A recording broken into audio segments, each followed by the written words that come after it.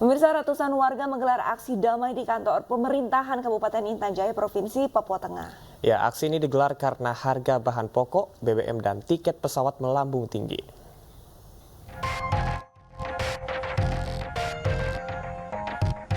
Suasana kota Intan Jaya lengang, ekonomi tak berjalan normal. Kantor Bupati Intan Jaya sepi. Sejumlah toko dan kios tutup akibat tidak tersedianya barang jualan. Pemicunya kenaikan harga 9 bahan pokok, BBM, serta tiket pesawat.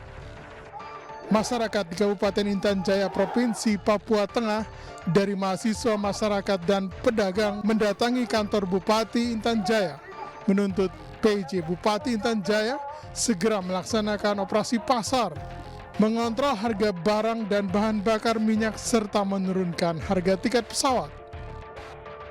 Di depan mahasiswa, masyarakat, dan pedagang, PJ Bupati Apolos Bagal menerima aspirasi masa aksi dan berjanji akan menemui PJ Gubernur Papua Tengah dan Dirjen Perhubungan di Jakarta untuk menyelesaikan persoalan naiknya harga tiket pesawat ke Intan Jaya.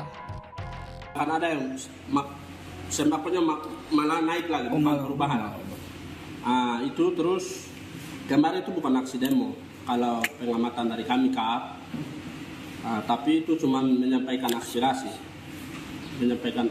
isi hati masyarakat, pasar mama mereka sampaikan, mereka punya isi hati. Jadi kami mau itu pemerintah turun benar-benar ke lapangan, terus lemparkan himbauan, sampaikan himbauan, kontrol mereka di pedagang-pedagang itu kontrol langsung.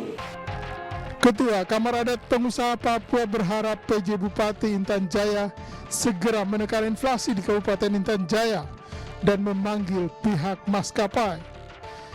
Dari Papua Tengah, Timika Nathan Making iNews melaporkan. Pemirsa, 5 saksi mahkota dihadirkan dalam sidang lanjutan kasus korupsi proyek penyediaan infrastruktur BTS 4G di Pengadilan Tindak Pidana Korupsi Pengadilan Negeri Jakarta Pusat. Sidang kali ini Johnny G. Plate dan kawan-kawan menjadi saksi mahkota untuk terdakwa Galumbang Menak Simanjuntak, Irwan Hermansyah, dan juga Mukti Ali. Jaksa penuntut umum hadirkan 5 saksi mahkota, 2 diantaranya yakni mantan Menkominfo, Johnny G. Plate, dan Direktur Utama Badan Aksesibilitas Telekomunikasi dan Informasi, Anang Ahmad Latif. Dalam persidangan, para saksi mahkota memberikan keterangan terkait kasus dugaan korupsi penyediaan infrastruktur BTS 4G dan infrastruktur pendukung lainnya yang merugikan keuangan negara sejumlah 8 triliun rupiah. Bukan hanya Johnny G. Plate yang turut kecipratan uang korupsi, namun ada juga sejumlah nama pihak dan korporasi lainnya. Lalu beliau besoknya menitipkan pesan lewat Dito. Kebetulan Dito berkontak dengan teman saya namanya Resi, untuk berikutnya langsung saja berhubungan dengan Haji Oni, tapi tidak dengan orang yang kemarin. Artinya orang yang kemarin itu adalah Windu dan saya. Jadi pada akhirnya yang bertemu dengan Dito dan Haji Oni itu adalah Pak Galumbang dan Resi, tapi harus mengajak Pak Anang ya untuk langsung itu yang berhubungan. Yang terakhir itu. Berapa itu, Pak? Totalnya 27. 27. Ya. Tadi 75 tambah 27. Jadi berapa? 102 miliar. Ya. Oke. Uang piling tadi itu. Ya. Yang dipiling kabinet tadi. Ya. Itulah sisa-sisa terakhir atau masih ada sisanya? Sisa terakhir. Persidangan terdakwa mantan Gubernur Papua Lukas NMB kembali digelar di Pengadilan Tipikor dengan agenda pembacaan duplik.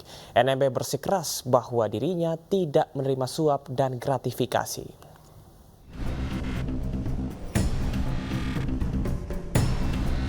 Sidang Lukas NMB kembali digelar dengan agenda pembacaan duplik di Pengadilan Tindak Pidana Korupsi Jakarta. Terdakwa Lukas NMB yang juga mantan Gubernur Papua meminta Majelis Hakim Tipikor untuk membebaskannya. Duplik NMB yang berjudul "Saya Didakwa Tanpa Bukti-Bukti" dibacakan oleh kuasa hukum NMB Petrus Bala Pationa. dan saya melihatkan dalam menyimak dan membaca dengan seksama. Lukas NMB didakwa menerima suap 45,8 miliar rupiah dari pihak penggarap proyek infrastruktur di Papua. Pengacara Lukas NMB menyampaikan tidak ada satupun saksi yang menerangkan bahwa Lukas NMB menerima suap. Kalau misalkan memang ada barang bukti suap, mesti disita berdasarkan pasal 129 KUHP dan pasal 38. Tidak satu sen pun dalam berkas ada barang bukti kecuali cerita. Dan semua 17 saksi di bawah sumpah. Kalau seandainya di bawah sumpah mereka mengatakan membuat keterangan palsu, silakan laporkan saksi tersebut. Sidang Lukas NMB akan dilanjutkan kembali pada Senin 9 Oktober 2023 dengan agenda pembacaan dakwaan. Dari Jakarta, Aulina Iyasa, Wildan Aulia, iNews melaporkan. Pemirsa, Majelis Hakim Pengadilan Negeri Medan, Sumatera Utara menjatuhkan vonis 6 bulan penjara terhadap Akhiruddin Hasibuan. Mantan perwira polisi berpangkat AKBP itu dinyatakan bersalah melakukan ancaman kekerasan terhadap orang lain. Sidang pembacaan vonis terhadap Akhiruddin Hasibuan berlangsung pada Selasa kemarin di Pengadilan Negeri Medan, Sumatera Utara. Dalam putusannya, Majelis Hakim menyatakan Akhiruddin, mantan perwira polisi di Polda Sumatera Utara, dinyatakan bersalah melakukan ancaman kekerasan terhadap orang lain. Vonis hakim 6 bulan penjara jauh lebih rendah dari tuntutan yang diajukan jaksa penuntut umum, yaitu 21 bulan. Akhiruddin dinyatakan terlibat dan membiarkan anaknya melakukan penganiayaan kepada Ken Admiral pada Desember 2022 lalu. Atas vonis hakim, jaksa penuntut umum langsung menyatakan banding. Dan pasal-pasal lainnya menurut kita akan terdakwa Dr. Satgas Anti Mafia Bola Polri menetapkan 6 orang tersangka kasus pengaturan skor pertandingan sepak bola Liga 2 Indonesia. Para tersangka pun diancam dengan pidana paling lama 3 tahun penjara dan denda paling banyak 15 juta rupiah. Tersangka K merupakan wasit, sedangkan tersangka A adalah kurir pengantar uang. Tersangka M adalah wasit tengah, M merupakan asisten wasit, R asisten wasit 2, dan A selaku wasit cadangan. Ke-6 orang ini akan dipanggil untuk menjalani pemeriksaan lebih lanjut sebagai tersangka. Dalam kasus ini, penyidik Barreskrim Polri telah memeriksa 15 saksi. Wakabare Polri Irjen Asep Edi Suheri menyatakan ke-6 tersangka tersebut tidak ditahan karena ancaman hukumannya di bawah 5 tahun. Sementara itu, para tersangka pun diancam dengan pidana selama-lamanya 3 tahun dan denda paling banyak 15 juta rupiah. Selanjutnya kami akan melakukan pendalaman pemeriksaan terhadap sejumlah saksi lainnya sehingga tidak menutup kemungkinan akan ada tersangka baru dalam proses ini. Nanti itu akan kita naikkan ke atas. Ya, tunggu pasti akan ada tersangka baru dalam hal ini. Ada perantara juga dan bahkan nanti ke atasnya pasti ada yang lebih besar. Pemirsa, Polda Metro Jaya, Direktorat Reserse Kriminal Umum mengklarifikasi terkait penggelapan dana atau aset milik Yayasan Universitas Profesor Dr. Mustopo. Tahun 2022 hingga 28 Juli 2023, Yayasan Profesor Dr. Mustopo diduga menggelapkan dana hingga miliaran rupiah. Profesor Bambang Saputra dipanggil untuk mengklarifikasi atau sebagai saksi atas dugaan penggelapan dana dan aset dengan dasar surat perintah penyidikan. Diduga dana yayasan digelapkan atau dialihkan sekitar 10 miliar rupiah. Dengan apapun nanti, saya di sini sangat dibutuhkan untuk memberikan keterangan-keterangan terkait adanya dugaan penggelapan atau pengalihan uang milik Yayasan Universitas Profesor Dr. Mustopo. Pengacara kondang Hotman Paris dilaporkan ke Barreskrim atas dugaan pencemaran nama baik dan fitnah melalui media sosial Instagram. Sebelum aduan dilaporkan, Kat Victoria Lim telah mengajukan somasi terhadap pengacara Hotman Paris untuk menyampaikan permohonan maaf atas dugaan pencemaran nama baik dan fitnah. Somasi dilayangkan sebanyak 2 kali oleh tim kuasa hukum Kat, namun tidak mendapat tanggapan dari pihak Hotman. Sebelumnya, Hotman Paris melalui Instagramnya berkomentar terhadap unggahan Kat yang menyeret ayahnya atas kasus ujaran kebencian pada kejaksaan.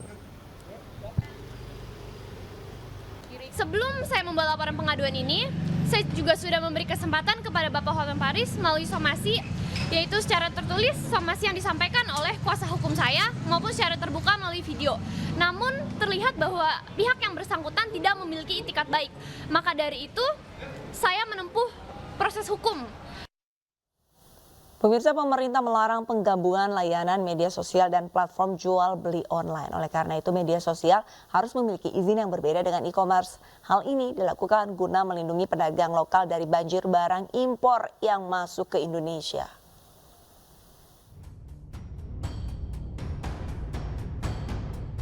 Kontroversi praktik sosial commerce terus bergulir.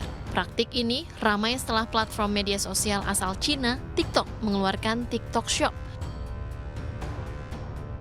Fitur ini membuat masyarakat bisa belanja dan bertransaksi langsung di platform media sosial TikTok. Keberadaan TikTok Shop pun menuai kontroversi dan kritikan dari pedagang offline dan UMKM. Pemerintah pun akhirnya melarang penggabungan layanan media sosial dan e-commerce. Aturan ini termuat dalam revisi Permendak Nomor 50 Tahun 2020, di mana nantinya pengguna media sosial hanya boleh promosi barang dan jasa, tidak boleh transaksi dan bayar langsung. Tidak hanya itu, Permendak juga membatasi barang yang akan diimpor. Kedepan, semua barang yang dijual di e-commerce harus sudah lulus sertifikasi yang ditetapkan pemerintah. Regulasi ini dikeluarkan untuk membatasi maraknya produk impor ilegal.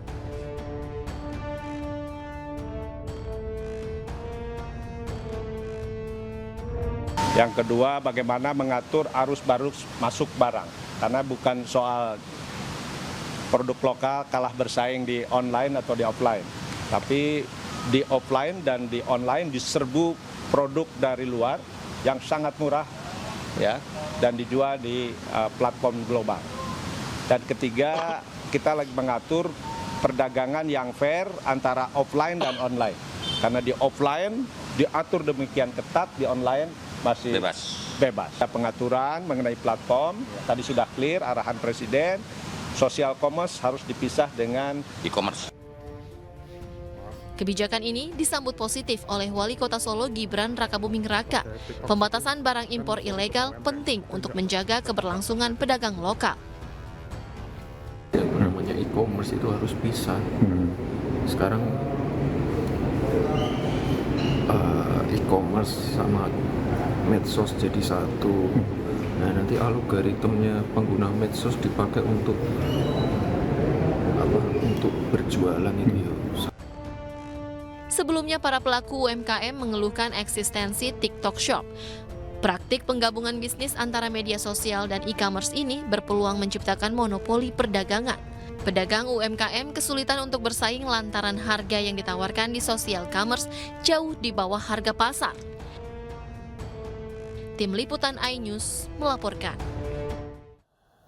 Lantas bagaimanakah sebenarnya aturan medsos dan platform jual beli online serta dampaknya bagi pelaku UMKM? Berikut kami tampilkan dialog Anissa Dasuki bersama dengan Menteri Investasi Republik Indonesia Bahlil Lahadalia.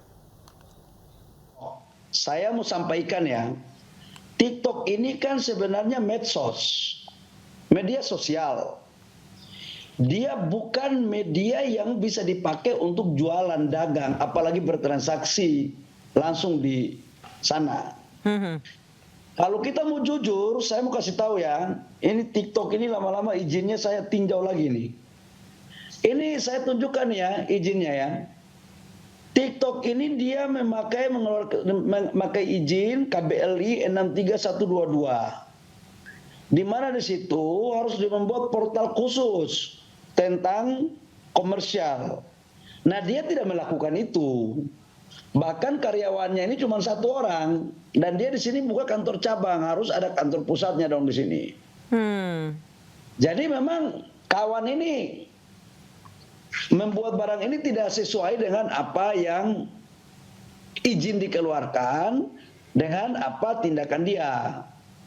Saya pengguna TikTok, tapi juga keliru kalau kemudian saya katakan satu izin bisa dipakai dua fungsi. Izin dia itu hanya untuk media sosial. Baik, Pak Bahlil, yang menjadi masalah adalah ketika TikTok Shop ini ternyata banyak menjual barang-barang impor ilegal. Makanya harganya jauh lebih murah daripada yang berada di e-commerce lain ataupun e-commerce lain yang tentunya sudah mengikuti aturan dan di pasar offline. Mbak, saya mau sampaikan begini. Pemerintah lakukan ini dalam rangka melindungi UMKM kita. Nggak fair dong, masa TikTok mau jual barang harga di sini 100.000, dia jual cuma dengan harga 15.000. Yang kedua, barang dia impor nggak bayar pajak, UMKM kita bayar pajak. Yang fair dong. Yang ketiga, aktivitas perdagangan dia lewat TikTok Shop itu tidak ada izinnya itu. Jadi dia ini sudah melanggar aturan gitu loh, Mbak. Nah, saya tahu TikTok ini mulai main-main dengan mempergunakan saudara-saudara kita influencer, oknum-oknum influencer, kemudian saudara-saudara kita UMKM seolah-olah terzolimi. TikTok jangan main begitulah, apalagi kantor kau kan bukan di negara ini gitu loh. Kita itu terlalu baik, Mbak. TikTok itu di India itu nggak diizinin, Mbak. Nggak ada diizinin itu TikTok di India. Indonesia ini terlalu baik. Jadi kalau kita mau menerbitkan aturan, jangan pula gerakan tambahan kawan ini, gitu loh, Mbak. Itu satu. Yang kedua, kalau TikTok mau melakukan bisnis, e-commerce bisnis yang baik, ya lakukan dengan baik. Bikin izin khusus, ikuti aturan pemerintah, barang datang bayar pajak, jangan melakukan transaksi lewat aplikasinya langsung, seperti e-commerce yang lain.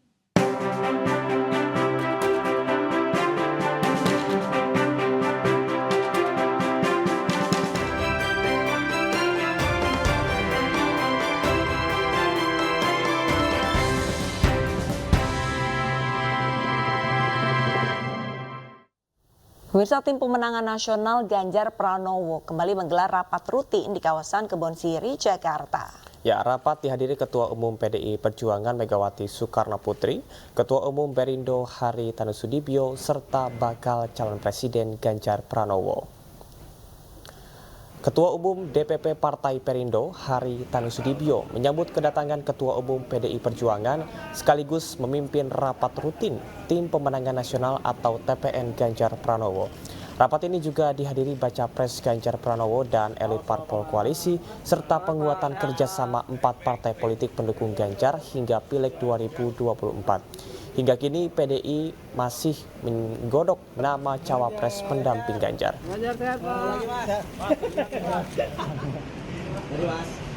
Hari ini kita sudah melaksanakan finalisasi daripada struktur organisasi daripada tim pemenangan nasional, yang dimana sekarang nantinya kami juga akan melanjutkan kepada penyiapan tim pemenangan provinsi dan juga kabupaten kota, yang dimana kita akan lakukan pada minggu ini. Insya Allah semuanya bisa berjalan dengan cepat dan formasi daripada timnya juga sudah kita selesaikan.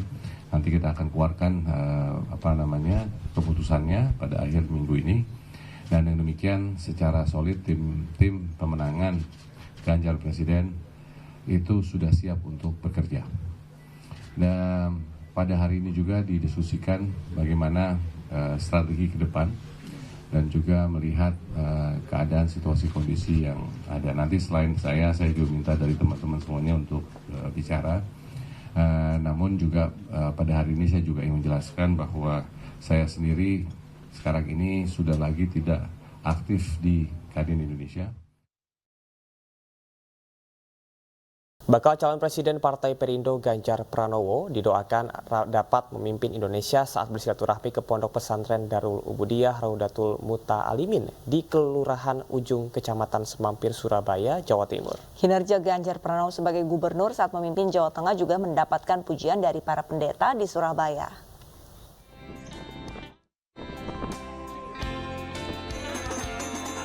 Para ulama di Surabaya kagum dan mengapresiasi kedekatan dan keremah tamahan Ganjar Pranowo dengan masyarakat, terutama dengan para ulama. Apresiasi ini disampaikan para pengasuh dan pemimpin Ponpes Darul Ubudiyah Raudatul Muta'alimin di Kelurahan Ujung, Kecamatan Semampir, Surabaya, saat menerima silaturahmi Baca Pres Partai Perindo ini. Ganjar yang hadir bersama istrinya Siti Atikoh juga didoakan dapat melanjutkan kepemimpinan Presiden Joko Widodo memimpin Indonesia. Dia itu humble, masyarakat apa adanya gitu. Dia ulet, terus nggak butuh popularitas gitu.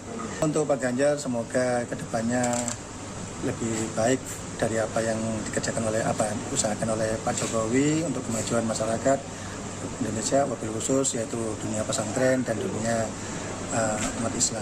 Bisa menggerakkan masyarakat, ilmu agamanya pasti tidak diragukan, tapi ilmu kemasyarakatannya itu bisa menunjukkan.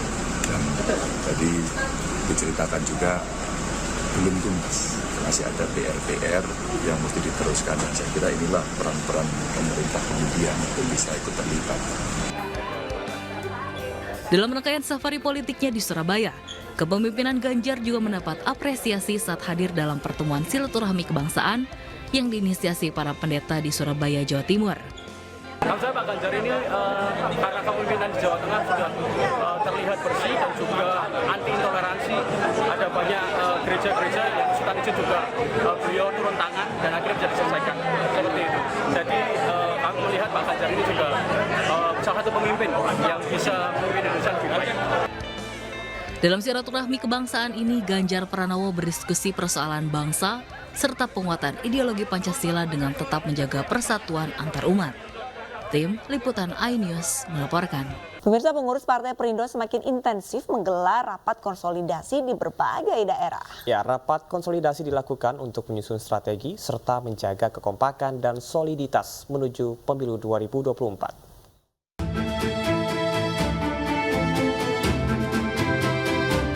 Partai Perindo terus melakukan konsolidasi intensif kepada seluruh kader Partai Perindo untuk menyongsong kemenangan dalam pemilu 2024.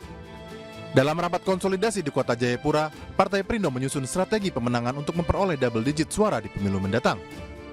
Seluruh pengurus dan para bacalek juga diminta untuk semakin gigih dan militan turun ke lapangan meraih hati masyarakat.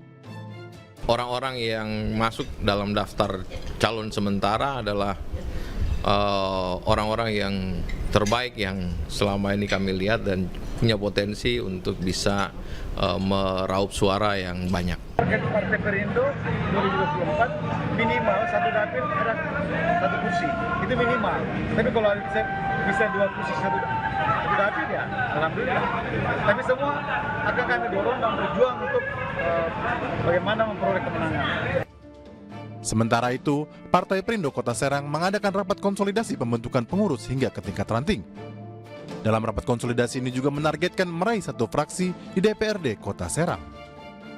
Kota Serang terus melakukan penguatan-penguatan agar apa yang menjadi target kita raih di pemilu 2024 nanti. Untuk mengejar target satu fraksi di DPRD Kota Serang, Ketua DPD Partai Perindo Kota Serang meminta para bacalek untuk turun ke lapangan memecahkan masalah yang ada di masyarakat. Tim Liputan iNews melaporkan.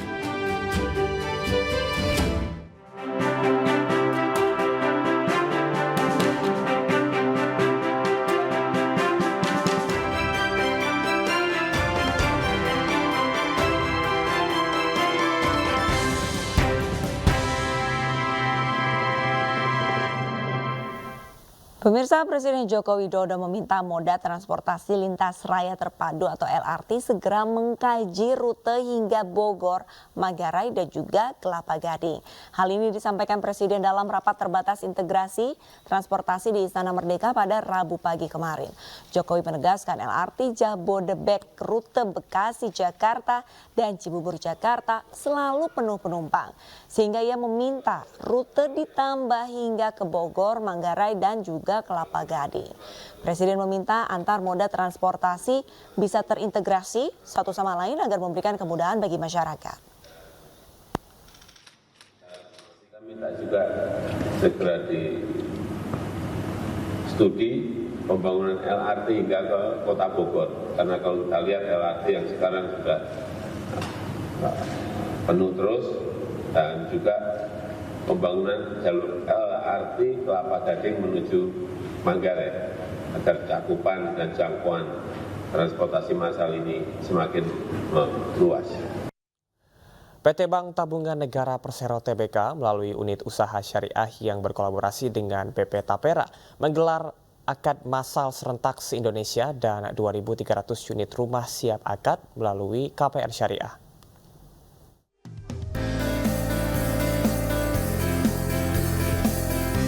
Untuk mendukung program sejuta rumah yang digencarkan pemerintah, PT Bank Tabungan Negara melalui unit usaha syariah berkolaborasi dengan BP Tapera menggelar akad massal KPR Syariah. Akad massal KPR Syariah ini dilakukan serentak se-Indonesia dengan menyiapkan 2.300 unit rumah. Acara yang dipusatkan di Universitas Islam Negeri Raden Fatah Palembang ini sekaligus peringatan 1 tahun KPR Syariah. Tahun ini BTN Syariah menargetkan dapat menyalurkan pembiayaan syariah sebanyak 45.700 unit. Jumlah tersebut terdiri dari 35.150 KPR Syariah subsidi dan 10.600 KPR Syariah non-subsidi. Hari ini merupakan rangkaian Bank BTN untuk melakukan gerakan untuk bagaimana masyarakat Indonesia punya rumah. Ya, kita terus melakukan akad massal di berbagai daerah, baik itu di perumahan maupun di kampus-kampus, termasuk hari ini kita adakan di kampus UIN. Dengan digelarnya akad massal KPR Syariah ini, diharapkan masyarakat Indonesia dapat dimudahkan dalam memiliki rumah impiannya. Dari Palembang, Sumatera Selatan, Erwin Setiawan, iNews melaporkan.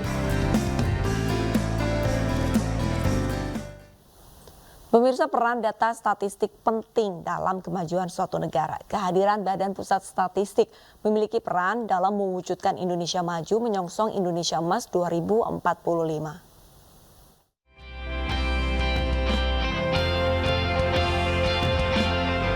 Hari Statistik Nasional diperingati setiap tanggal 26 September.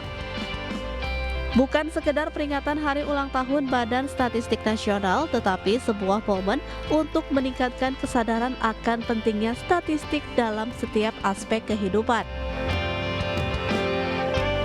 Peringatan Hari Statistik Nasional 2023 mengambil tema statistik berkualitas untuk Indonesia Maju, menunjukkan pentingnya peran statistik dalam mewujudkan Indonesia Maju menyongsong Indonesia Emas 2045.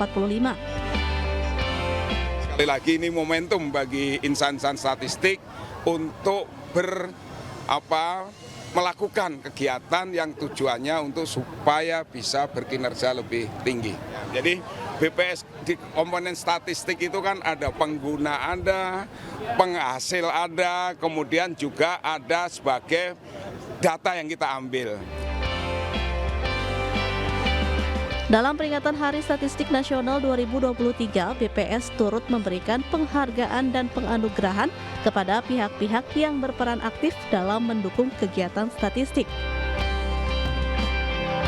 serta memberikan apresiasi kepada 41 insan statistik teladan yang merupakan pegawai BPS pusat dan provinsi.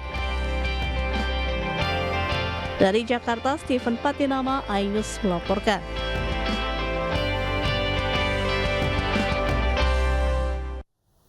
Pemirsa, lebih dari 100 orang tewas dan 150 lainnya luka-luka dalam kebakaran di sebuah pesta pernikahan di Irak. Informasi selengkapnya segera berikut, tetaplah di iNews Pagi.